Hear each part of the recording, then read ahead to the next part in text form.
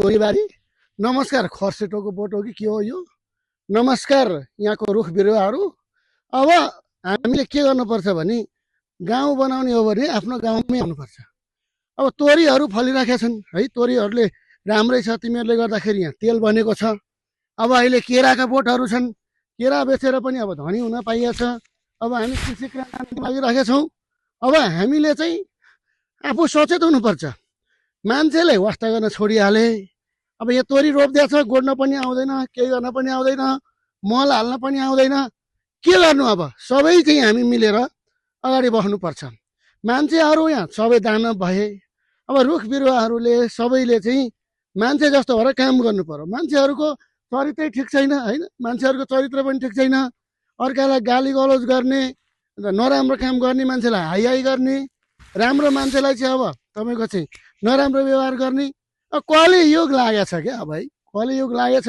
यो कलिको चाहिँ अन्त्य हुने सङ्केत हो है, कलियुगको अन्त्य हुँदैछ। अब युवराज सफल जस्तो मान्छे अब मुकुन्दे शैलीमा यहाँ रुखमा बस्नु परेको छ। हेर्नुहोस्, अब काठमाडौँमा साइबर स्यालहरूले हमला गरे, टिकटकमा पनि हमला गर्ने, फेसबुकमा पनि हमला गर्ने।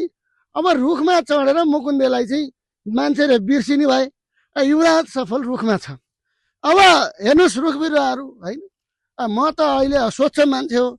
यो माटो बिना हाम्रो लाइफ पनि छैन। यो रुखपात होइन, तोरीहरू, यो केराहरू, यो सबै प्रकृति हो। यो प्रकृतिले हामीलाई चाहिँ बचाइरहेको छ। म चाहिँ प्राकृतिक रूपमा चाहिँ तपाईँहरूसँग दोस्ती गर्न आएको छु क्या है। तोरी दोस्ती गर्न है, यो बुटोले पनि दोस्ती गर्दैछ क्या। मलाई अहिले अडेस लाएर आनन्दले बसेको छु। अब हेर्नुहोस् यहाँ केरा छ, यहाँ अब केरा पनि बेच्नु पर्यो है राम्रोसँग। केरा बेचेर, तोरी बेचेर अब आफ्नो ज्यान चाहिँ पाल्नु पर्यो। के गर्ने, तपाईँहरूको साथमा म आएको छु। तपाईँहरूले मलाई माया गरिदिनु होला। अब रुखमा चढेर भाषण गर्नु परेको छ।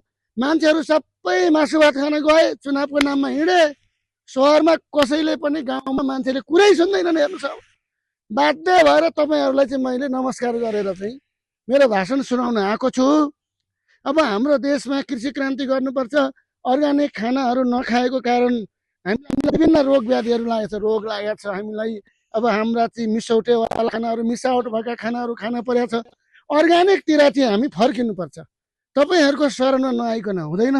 अहिले तपाईँको चाहिँ थकालीहरू देखेर ठुल्ठुला 5 स्टार 7 स्टारमा पनि कोदाको ढिँडो चाहियो, गुन्द्रुक चाहियो भन्छन्।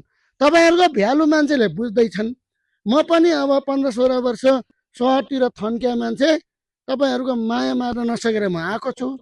अब स्वस्थ अक्सिजन ग्यासको चाहिँ सास फेरि अक्सिजन लिने हो, कार्बन डाइअक्साइड फ्याल्ने हो। अब यहीँ बसेर यहीँको तपाईँको चाहिँ जडीबुटीहरू, वनस्पति खाएर म चाहिँ अब लामो समय बाँच्ने हो।